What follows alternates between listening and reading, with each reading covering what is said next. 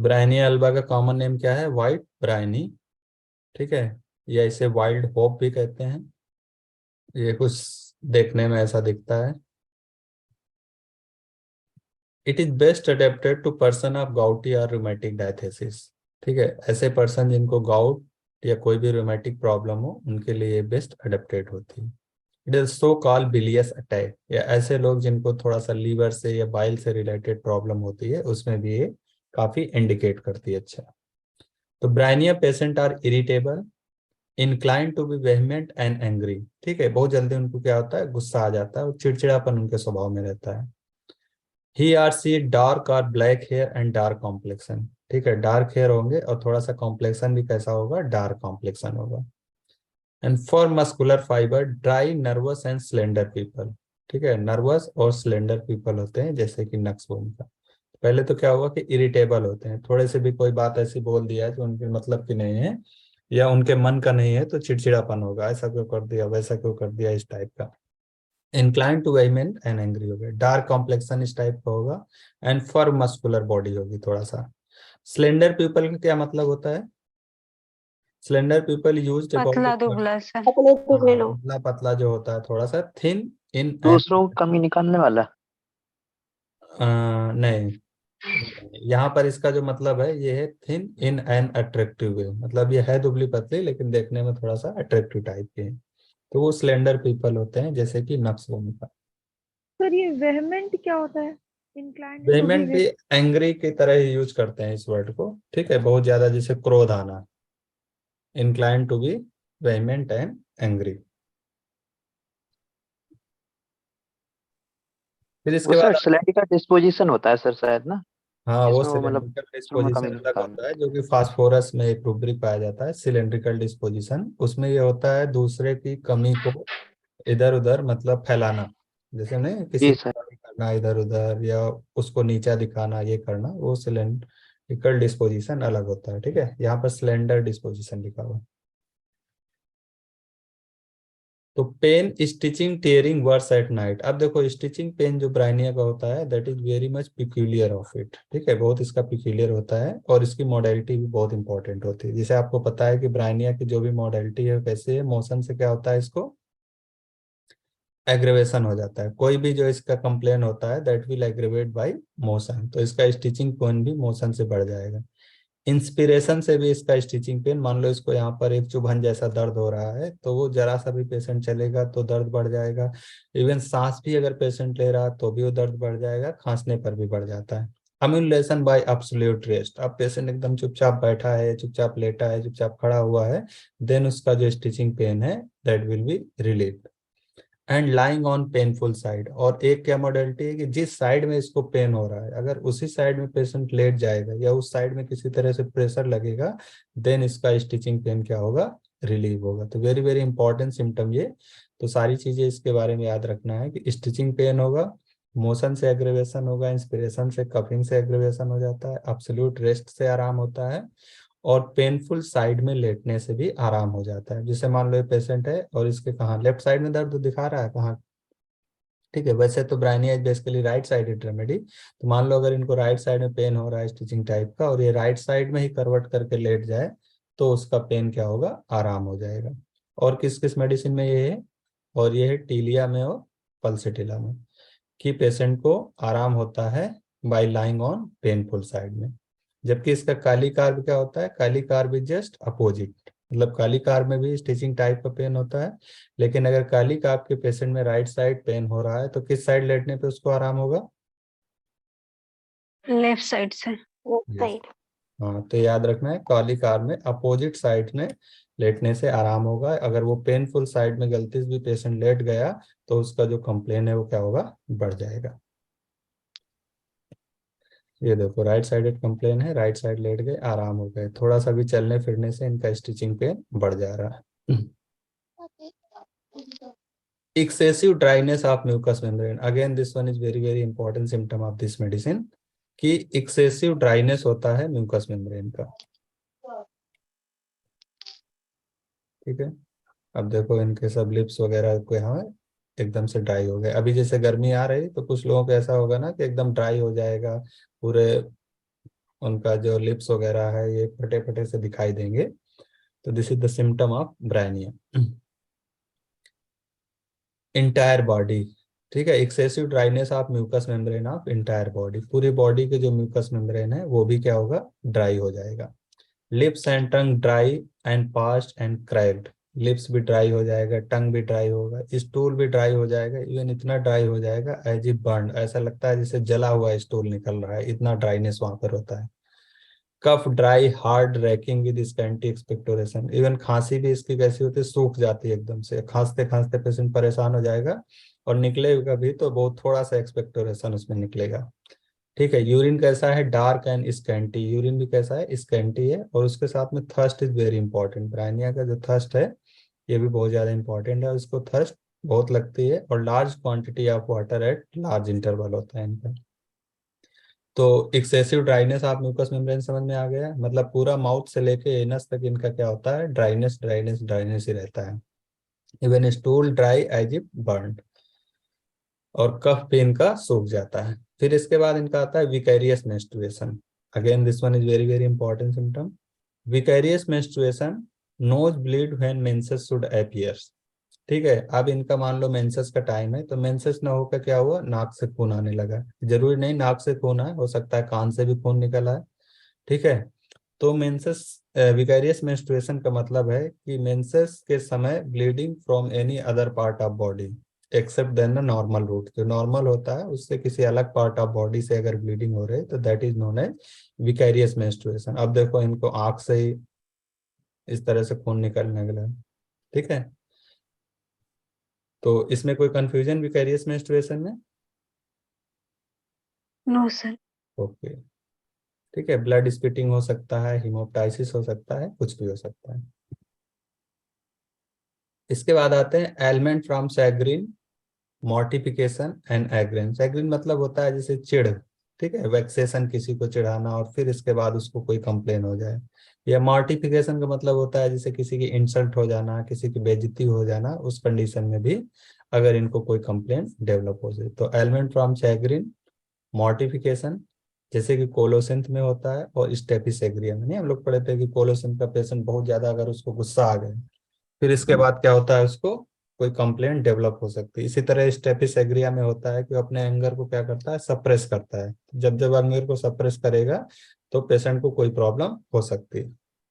तो चैग्रीन का मतलब बता दें। सैग्रीन मतलब ये लिख दिया देखो हमने नीचे में, एनॉयंस या वेक्सेशन, मतलब चिढ़, जैसे नहीं मतलब जैसे मान लो ये कोई पर्सन है, अब इनको कोई मोटू मोटू कह के चिढ़ाने लगे, या ये देखो किसी को, जैसे मान लो तुम कोई है अपने घर में और उसको छोटा बच्चा बार बार आके चिढ़ा के चला जाता है, तुम मोटी हो, तुम पतली हो, तुम ये करती हो, मतलब कुछ भी एनीथिंग, जिससे कि वो चिढ़ता हो पेशेंट, उसको अच्छा ना लगता हो, अब ये बार बार जीभ दिखा के चले आए ऐसा करके, तो पेशेंट क्या होता है कई बार उसको बहुत सीरियसली ले लेता है दिमाग में, और फिर उसको कोई कंप्लेंट डेवलप हो सकती है, मान लो उसको सर दर्द होने लगे या उसको कंसंट्रेशन ना बने, कुछ भी, anything can happen from mortification, anger and चैग्रीन।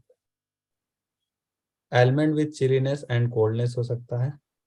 ठीक है, मतलब कोई इनको एलिमेंट हुआ और उसके साथ बहुत इनको ठंड भी लग रही है।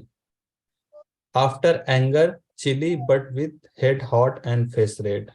ठीक है, बहुत ज्यादा गुस्सा हुआ और फिर इनके बाद उनको एक तरह की चिलीनेस फीलिंग हुआ, और लेकिन चिलीनेस के साथ में क्या है, हेड इनका हार्ट है और फेस रेड, मतलब ठंड लग रही है, चिलीनेस लग रही है, लेकिन चेहरा कैसा, लाल तमतमाया हुआ है। आफ्टर एंगर चिलीनेस फील हो रहा है but head hot and face red. अब आते हैं इसका कंप्लेंट और कैसे कैसे हो सकता है। अभी तो बताया कि एंगर से होता है, मॉर्टिफिकेशन से हो सकता है, चैग्रीन से हो सकता है। फिर है कि complaint when warm weather set after cold. अब जैसे जो अभी जो मौसम आ रहा है, अभी क्या मौसम आ रहा है कि ठंडियां खत्म हो रही हैं और धीरे धीरे गर्मी का मौसम आएगा अब, तो इस समय ब्रायनिया काफी इंडिकेट करेगी। ठीक है, पेशेंट कई सारे ऐसे कंप्लेन लेके आएगा कि ऐसे लगेगा बिल्कुल ब्रायनिया ही आ गया। ठीक है, तो इस मौसम में इंडिकेट करेंगे when warm weather set after cold days, from cold drink और आइस इन हॉट वेदर। अब जैसे नहीं थोड़ा सा भी गर्मी हुआ तो बच्चे क्या है, आइसक्रीम खाने लगे। आफ्टर टेकिंग कोल्ड और गेटिंग हॉट इन समर। ठीक है, कोल्ड ले लिया या फिर उनको गर्मी में क्या हो गए, गर्म लग गया। From chilling when over heated. ठीक है, अब पर्सन क्या है, बहुत ज्यादा ओवर हीटेड है, बाहर गया हुआ है, बाहर उसको बहुत ज्यादा गर्मी लग गई, अचानक से आया एसी वाले रूम में बैठ गया। तो from chilling when overheated, kick off the cover, from exposure to draught of cold wind. अब जैसे ठंडी हवा का झोंका लग गया, नहीं, आप कहीं गाड़ी में बाहर लटक के बैठ गए या फिर बाइक में चले गए बहुत दूर तक, तो ड्राफ्ट ऑफ एयर अगर लग जाता है उसकी, उसमें एकोनाइट और हीपर सल्फी है। तो separate discharge of menses, milk और इरप्शन ऑफ एक्यूट एक्जिमा। तो सेपरेट डिस्चार्जेज हो सकते हैं, जैसे कि मेंसेस का है, मिल्क का है या इरप्शन का है, तो उससे भी इसको कंप्लेन हो सकती है। तो 3-4 चीजें इसमें कंप्लेन की आपको एकदम याद रखना है। ठीक है, जैसे कि जब एक इसका मौसम का, कि जब वार्म वेदर सेट्स होता है, कोल्ड ड्रिंक के बाद अगर किसी को कोई प्रॉब्लम होता है, या जब पर्सन बहुत ज्यादा ओवर हीटेड है और उसको ठंडी हवा का झोंका लग जाए उस कंडीशन में, या आफ्टर सप्रेशन ऑफ एनी डिस्चार्जेज, वो मिल्क हो सकता है, मेंसेस हो सकता है, या कोई भी इरप्शंस हो सकते हैं, उनको सप्रेस कर दिया जाए, फिर इसके बाद पेशेंट को कोई कंप्लेन डेवलप हो सकते हैं। ठीक है, one of the chief characteristic of Bryonia is aggravation from any motion. जैसे अभी हम लोग बात कर रहे थे कि ब्रायनिया का सबसे इंपॉर्टेंट जो करेक्टरिस्टिक सिम्टम है वो क्या है, कि मोशन से एग्रीवेशन होना, एंड कॉरेस्पॉन्डिंग रिलीफ फ्रॉम, और कैसे रिलीफ होता है इसको, एब्सोल्यूट रेस्ट। एब्सोल्यूट रेस्ट से आराम होता है। अब जैसे मान लो पेशेंट को यहाँ पे दर्द हो रहा है, अब एकदम ऐसे पकड़ के चुपचाप बैठे हुए हैं, तब तो उनको सही लग रहा है, लेकिन जरा सा भी पैर उनका हिल गया है या उनको कहीं चलना पड़ गया, देन उनका कंप्लेंट क्या होगा, बढ़ जाएगा। अब देखो ये बच्चे का क्या हरकत है, कि desired things immediately which are not to be had और विच व्हेन ऑफर्ड और रिफ्यूज। मतलब जैसे ये जा रहे हैं अपने पेरेंट्स के साथ में, ठीक है, तो बच्चा कहेगा ये हमको चाहिए, चॉकलेट चाहिए। अब वो मान लो किसी ऐसी जगह पर है जहां पर उसको उस समय चॉकलेट नहीं मिल सकता है। ठीक है, मान लो कहीं पार्क में घूमने गए और पार्क के आसपास कोई दुकानें नहीं है, उसको नहीं मिल सकता, तो ऐसी चीजों की डिमांड करेगा जो कि वहां पर तुरंत अवेलेबल नहीं हो सकती है। अब जब मान लो ढूंढ के उसको लाया गया किसी तरह से, then person will refuse it, नहीं अब हमको नहीं चाहिए ये, इस टाइप का। ठीक है, तो very important and interesting symptom, कि desire things immediately which are not to be had, और तुरंत चाहिए ऐसा कुछ करके, या which when offered are refuse, और जब उसको दिया जाता है तब वो उसको रिफ्यूज कर देता है, जवाब नहीं चाहिए।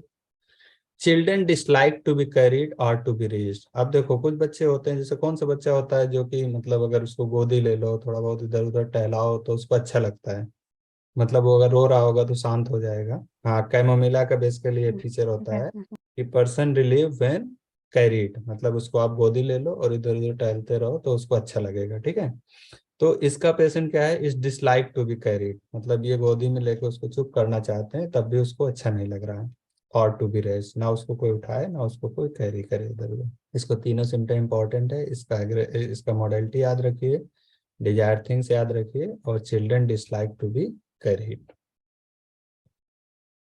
अब ये डिलीरियम के समय क्या होता है, कि talk constantly about his business. ठीक है, लगातार पेशेंट क्या होता है, अपने बिजनेस के बारे में बात करता है। जैसे मान लो पेशेंट डिलीरियम के कंडीशन में है, ठीक है, तो डिलीरियम कंडीशन में क्या होगा, वो बात करेगा दुकान कोई गया कि नहीं, मतलब जैसे मान लो कोई अगर बिजनेसमैन है तो दुकान कोई गया कि नहीं, या दुकान में इस ग्राहक को आना था, आया कि नहीं, डिलीरियम बड़बड़ा रहा है उसी तरह से।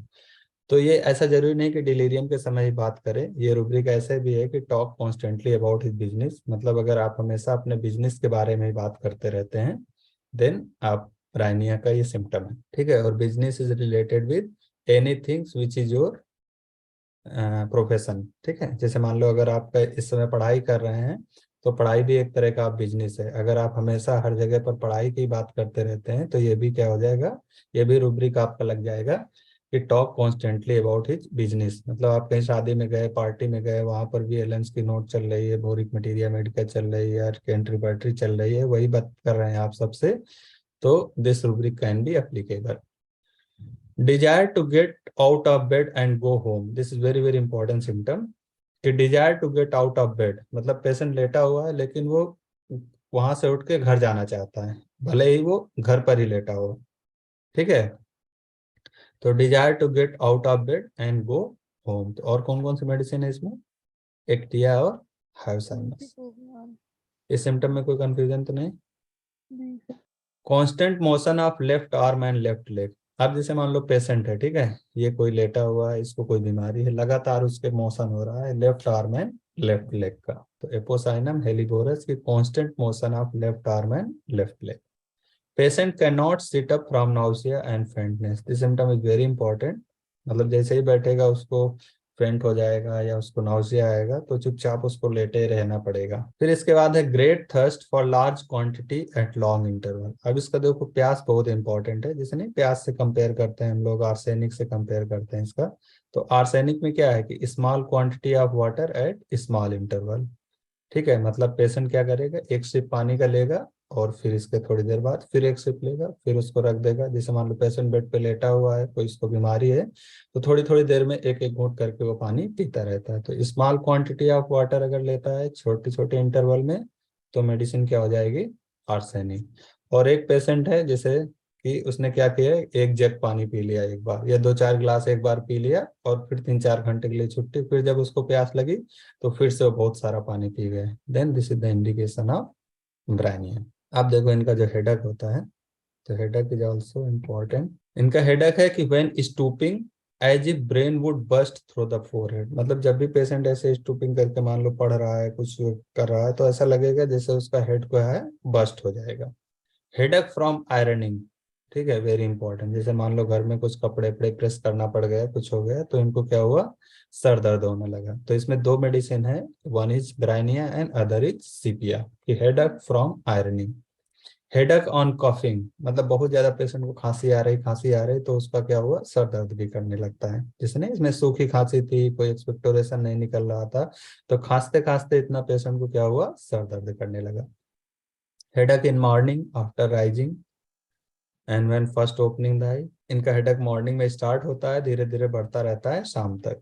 And headache from constipation, again very important, headache from constipation. अगर किसी का पेट साफ नहीं रह रहा, ठीक है, पेट में दिक्कत है, पेट उसका क्लियर नहीं हुआ, तो ऐसे कंडीशन में क्या होगा, उसको हेडक डेवलप हो जाएगा। तो हेडक फ्रॉम कॉन्स्टिपेशन। येलो है कोलिनसोनिया ओपियम। अच्छा, कौन सी मेडिसिन में है कि feels better in every way when constipated, feels better in every way when constipated, तो मेडिसिन कैलकेरिया कार्ब। तो जिनको नहीं याद है वो लोग लिख लेंगे, कैलकेरिया कार्ब को जब भी पेशेंट कॉन्स्टिपेटेड होता है तो वो उसको अच्छा होता है, अच्छा लगता है। अच्छा, किस मेडिसिन में होता है कि क्या है, happier when leucorrhoea is worse. ठीक है, तो म्यूरेक्स याद रखना है कि feels happier when leucorrhoea is worse, मतलब ल्यूकोरिया उसका बढ़ गया है, ज्यादा हो रहा है, then she will feel happy. और अगर कब्ज हो गया है, पेशेंट हैप्पी फील कर रहा है, देन कैलकेरिया का। अब देखो कॉन्स्टिपेशन में इनको थोड़ा सा और है कि pressure as from stone at pit of the stomach, मतलब स्टमक रीजन में उनको ऐसा लगेगा जैसे कि एक पत्थर जैसा कुछ पड़ा हुआ है। And that will be relieve by eructation, अगर थोड़ा सा डकार वगैरह कुछ आ जाए तो इनको आराम होता है, जैसे नक्स और पल्सिटी। तो स्टोन लगता है in the pit of stomach. Constipation क्या है, कॉन्स्टिपेशन इनएक्टिव नो इंक्लिनेशन, मतलब स्टूल जा, जैसे मान लो बच्चा है, ठीक है, अब उसको 1 दिन हो गया, 2 दिन हो गया, उसको जाने की इच्छा ही नहीं हो रही स्टूल। ठीक है, stool large hard dark dry as if burn, जो अभी हम लोग बात किए थे कि इतना ज्यादा ड्राइनेस होता है, इतना ज्यादा हार्ड होता है कि ऐसा लगता है जैसे कि मतलब जल गया, स्टूल जल के निकल रहा है एकदम। And constipation on going to sea, अब ये क्या है, समंदर में अगर चले जाते हैं तो उनको क्या होगा, कॉन्स्टिपेशन डेवलप होगा। जैसे अभी नहीं हम लोग पढ़े थे कि अस्थमा ऑन सी शोर, ब्रोमियम मिश्रण। ठीक है, तो उसमें ब्रोमियम मेडिसिन थे। अब ये लोग जैसे समंदर किनारे कहीं घूमने टहलने चले गए, या समंदर में ही चले गए कहीं शिप में और कहाँ, तो इनको क्या हुआ, कॉन्स्टिपेशन डेवलप हो गया। तो you have to remember 2 medicine, one is Bryonia and other is Platina whenever there is constipation on going in sea region. ठीक है, अब इनका डायरिया देखो, डायरिया क्या है, during a spell of hot weather, वही जो अभी मौसम आ रहा है, अगर हॉट वेदर में किसी को डायरिया हो जाता है। bilious acrid with soreness of anus and like dirty water, diarrhoea कैसा होता है, डर्टी वाटर, जिससे गंदा गंदा पानी जैसा निकल रहा है। और उसमें अनडाइजेस्टेड फूड भी होते हैं, cold drink. And one thing is important here कि डायरिया फ्रॉम क्राउट, ठीक है, sauerkraut, and diarrhoea from fruit. Diarrhoea from cold drinks when overheated, aggravation in the morning on moving even a hand of feet. तो इसके diarrhoea में दो तीन चीजें जो ज्यादा इंपॉर्टेंट है वो आपको जरूर याद रखना है। नंबर एक तो क्या हुआ कि diarrhoea of spell of hot weather है। दूसरा है डायरिया इसका लाइक डर्टी वाटर की तरह डायरिया होता है। तीसरा है कि इसमें क्या होगा अगर किसी ने कोल्ड ड्रिंक ले लिया है, ठीक है, कोल्ड ड्रिंक ले लिया है स्पेशली व्हेन ओवर हीटेड, मतलब पेशेंट को बहुत ज्यादा गर्मी लगी है और उसने क्या किया एक दो कोल्ड ड्रिंक चढ़ा गया। या फिर कब हो सकता है किसी तरह के फ्रूट से हो सकता है, मान लो बहुत ज्यादा एप्पल खा लिए, ग्रेप्स खा लिए, ऑरेंजेस खा लिए, उसके बाद में भी उसको डायरिया डेवलप हो सकता है। क्राउट क्या होता है बेसिकली, ठीक है, ये है क्राउट, ठीक है, क्राउट ये बेसिकली जर्मन का डिश है ये। और यहाँ पर ये कैबेज को, जैसे नहीं कैबेज होता है उसको छोटा छोटा सा काट लेते हैं और फिर उसमें ये सिरका वगैरह ये सब डाल के रख देते हैं और फिर उसको वो खाते हैं। तो ये सावर क्राउट अगर किसी ने खा लिया है उसके बाद डायरिया होता है तो भी आप ब्राइनिया दे सकते हैं if other symptom are indicating. On moving even a hand or foot. और एग्रेवेशन डायरिया क्या होता है, डायरिया जब जैसे है कि पेशेंट चुपचाप लेटा हुआ है तब उसको नहीं जाना पड़ रहा है, जैसे मतलब अगर सुबह उसकी नींद खुल गई और वो चुपचाप लेटा हुआ है बेड में, देन उसको डायरिया नहीं हो रहा। लेकिन जैसे ही वो मूवमेंट करेगा, इवन इसमें लिखा है कि हैंड आर फुट, मतलब हाथ पैर भी थोड़ा सा हिलाएगा डुलाएगा, तुरंत उसको उठ के भागना पड़ेगा। ठीक है, तो ये चार चीजें इसके बारे में आपको जरूर याद रखना है। इसमें कोई कंफ्यूजन? अब देखो इनका mammae, it is heavy of stony hardness. ये भी कैसा है, स्टोनी हार्डनेस, मतलब बहुत तेज यहाँ पर हार्डनेस होगा, पत्थर की तरह एकदम हार्डनेस। पेल बट हार्ड, ठीक है, मतलब ऐसा नहीं कि बहुत ज्यादा रेडनेस है वहां पर या इन्फ्लेमेटरी साइन वहां पर दिख रहे हैं, पेल है लेकिन कैसा है, हार्ड है। हॉट एंड पेनफुल, मतलब गर्म भी हो सकता है और वहां पर कैसा होगा, पेनफुल होगा। And must support the breast, very very important symptom, कि जैसे पेशेंट को क्या होता है, every symptom is aggravated by motion, जैसे ही पेशेंट मूव कर रहा है उसका क्या होगा, दर्द और एकदम से बढ़ जाता है। तो patient must support the breast, अगर वो मूव कर रही है लेडी तो वो क्या होगा, ब्रेस्ट को ऐसे मतलब पकड़ के या उसको सपोर्ट करके फिर वो मूव करेगी। This is very important symptom of Phytolacca and Bryonia. ठीक है, कफ भी काफी इंपॉर्टेंट है इसका, स्पाज्मोडिक गैगिंग कफ होता है और उसके साथ में वोमिटिंग भी हो सकती है, नहीं खांसते खांसते खांसते इसको कुछ बलगम वगैरह तो निकल नहीं रहा था ड्यू टू ड्राइनेस, तो वहां पर क्या हो सकता है, वोमिटिंग भी हो सकती है जैसे कैली कार्ब। अब देखो ये दोनों का सिम्टम क्या हो गया, एक जैसा हो गया, कैली कार्ब और ब्रायनिया का। और इसमें क्या है, डिफरेंस क्या है, ठीक है, मतलब दोनों का स्टिचिंग पेन में डिफ्रेंसिएशन है दोनों में, लेकिन कफ है विद वोमिटिंग दोनों का सेम है। कफ with stitches in side of chest, ठीक है, ठीक है, कफ होगा उसके साथ स्टिचिंग पेन होगा। Stitching pain is basically A clear cut indication of pleurisy, pleurisy की कंडीशन में बेसिकली इस टाइप का पेन होता है। अगर किसी को प्लूरेसी हुआ है तो जो पेन होगा खांसते खांसते समय वो स्टिचिंग टाइप का पेन होगा। इसके बाद आते हैं cough with headache as if it would fly to pieces, मतलब खांसी होगा और उसके साथ सर में बहुत ज्यादा दर्द होगा, ऐसा लगेगा जैसे ये टुकड़े टुकड़े में भी टूट के बाहर हो जाएगा। Cough aggravation after eating drinking entering in warm room, ठीक है, खाने पीने से बढ़ जाएगा और गर्म कमरे में जाने से भी इनका कफ बढ़ जाता है। इसके बाद रिलेशन में क्या है इसका, complementary, this is very important question, कई बार ये पूछा गया इसका। ठीक है, कॉम्प्लीमेंट्री क्या है इसका, एल्यूमिना एंड अरेस्टॉक्स। सिमिलर है Belladonna Hepar sulph for hasty speech and hasty drinking, ठीक है, ब्रायनिया में क्या होता है, हैस्टी स्पीच और हैस्टी ड्रिंक होता है, जैसे कि बेलाडोना और हिपर, मतलब जैसे नहीं बोलेंगे तो जल्दी जल्दी बोलेंगे कि आप उनकी बात ही नहीं समझ पाओगे। जैसे अगर इनसे कहा जाए कि ब्रायनिया के दो चार सिम्टम बता दो, तो dryness of mucous membrane patient is very much suffering from aggravation from motion, ऐसे ऐसे करके वो बोल देगा ताकि आपको कुछ समझ नहीं है, या खाने को दिया गया जल्दी जल्दी जल्दी जल्दी जल्दी करके खा लेंगे। ठीक है, सिमिलर टू रेननकुलस बल्बोसस इन प्लूरेटिक और rheumatic pain of the chest, ठीक है, रेननकुलस बल्बोसस भी अच्छी मेडिसिन होती है अगर प्लूरेटिक पेन वहां पर होता है तो चेस्ट रीजन में।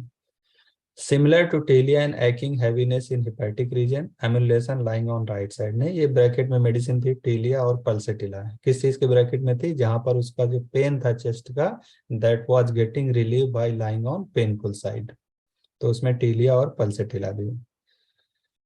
After Bryonia alumina kali carb और ये सब इंडिकेट कर सकते हैं। एग्रीवेशन आपको पता ही है, मोशन से एग्रीवेशन है, किसी भी तरह के एग्जर्शन से, टच से, कैन नॉट सिट, गेट फेंट और सिक बोथ। ठीक है, पेशेंट ठीक से बैठ भी नहीं पाता due to nausea and faintness. किसी भी तरह के सेपरेट डिस्चार्ज से उसको क्या है, कंप्लेंट डेवलप हो सकता है। एम्यूलेशन क्या है, लाइंग ऑन पेनफुल साइड, जैसे कि टीलिया और पल्सेटिला है। प्रेशर से आराम होता है, ठीक है। रेस्ट से आराम है, एब्सोल्यूट रेस्ट से आराम है। ईटिंग कोल्ड थिंग से भी इसको आराम हो जाता है। तो this was all about Bryonia Elba.